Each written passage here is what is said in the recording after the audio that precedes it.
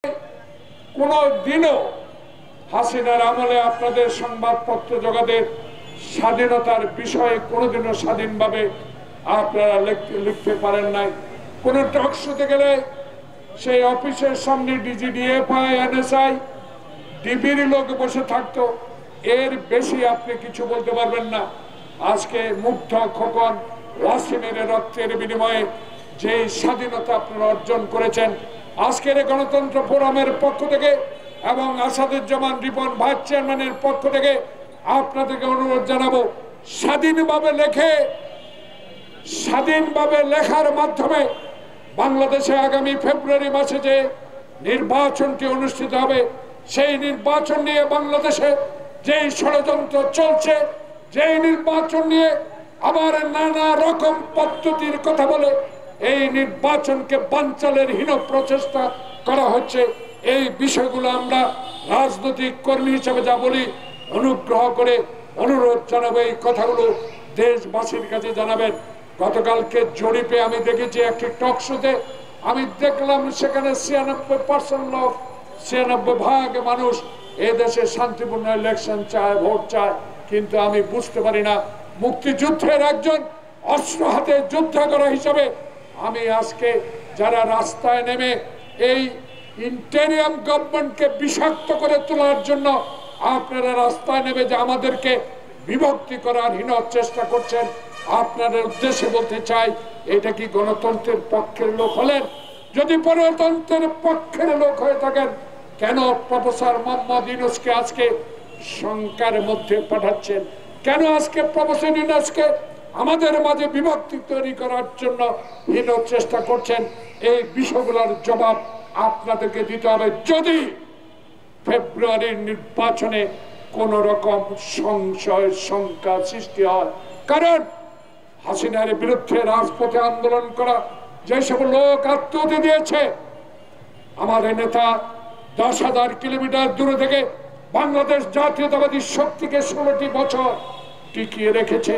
সেই 16 বছরে আমাদের অনেক মায়ের বুক খালি করা হয়েছে, অনেককে আয়না ঘরে নিয়ে মাসের পর মাস অত্যাচার করা হয়েছে, অনেককে আমরা দেখেছি এক জেলা থেকে অন্য জেলা গিয়ে রিক্সা চালিয়ে জীবন ধারণ করতে হয়েছে। সেই ভাইদের কথা স্মরণ করে অনুগ্রহ করে আগামী ফেব্রুয়ারির নির্বাচনকে শঙ্কা মুক্ত করুন, শঙ্কার দিকে ঠেলে দেবেন না। কারণ আজকের এই গণতন্ত্র ফোরামের বিষয় হলো সচিবালয়ে হাসিনার প্রেতাত্মারা এখনো বসে আছে। সচিবালয়ে নয়, শুধু সারা বাংলাদেশে উপজেলা বলেন, জেলায় বলেন, যারা 2014 সালে আমাদেরকে নির্বাচন থেকে বিরত রেখেছিল, আমাদের আন্দোলনকে ধূলিসাৎ করে দিয়েছিল, নিজেরা বোমা ফাটিয়ে, নিজেরা ট্রেন লাইন উঠিয়ে দিয়ে আমাদেরকে মামলা দিয়েছেন, আজকে তাদের উদ্দেশ্যে বলতে চাই, আবারও কি সেই ষড়যন্ত্র এই আওয়ামী প্রেতাত্মাদের দ্বারা শুরু হয়েছে? যদি বুঝে থাকেন হাসিনার প্রেতাত্মারা এখনো সচিবালয়ে আছে, অনুগ্রহ করে, কারণ 2001 সালে বেগম খালেদা জিয়া আপনাদেরকে 2 জন মন্ত্রিত্ব দিয়েছিল, শহীদ প্রেসিডেন্ট জিয়াউর রহমান আজকে বাংলাদেশে বিভক্তি ছেড়ে বাংলাদেশকে বিশ্বের দরবারে একটি দেশ হিসাবে প্রতিষ্ঠা করার মানুষে যেই দল গঠন করেছিল, সেই দলের আদর্শ নিয়ে বেগম জিয়া বাংলাদেশে এরশাদ বিরোধী আন্দোলন করে গণতন্ত্রকে ফিরিয়ে এনেছে। মনে করিয়ে দিতে চাই 96 সালে বেঈমানি করেছে কারা, মনে করিয়ে দিতে চাই এই বিশ্বাসঘাতকদেরকে চিহ্নিত করুন। দয়া করে রাজপথ থেকে উঠে এসে এই ইন্টেরিয়াম গভর্নমেন্টের যে নির্বাচনের ট্রেন, সেই ট্রেনে চলেন, জনমত যাচাই করেন। পিআর অবশ্যই আপনারা বুঝেন, সে পিআর পদ্ধতি যদি আনতে হয় বাংলাদেশের এই ফেব্রুয়ারির নির্বাচনে জনগণের কাছে যান, ভোট দিয়ে ওই সংসদে, শেরে বাংলানগর ওই সংসদে যা সংখ্যাগরিষ্ঠতা অর্জন করে ক্ষমতায় যান, সংবিধান পরিবর্তন করে পিআর দেন।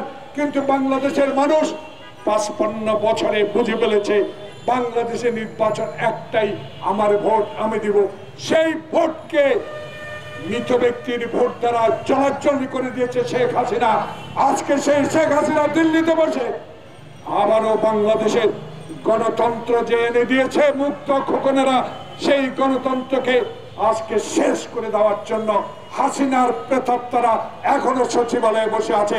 তাই আজকে গণতন্ত্র ফোরামের দাবি হবে, আপনাদের মাধ্যমে আমরা জানিয়ে দিতে চাই 2026 সালের ঘোষিত ফেব্রুয়ারি নির্বাচনে যারা 2014 সালে কুকুরের উপস্থিতিতে এমপি হয়েছে, যারা 2018 সালে আজকে দিনের ভোট রাতে করে এমপি হয়েছে, যারা 2024 সালে বাংলাদেশে দিনের ভোট রাতে করেছে, সেই প্রেতাত্মারা এখনো আছে।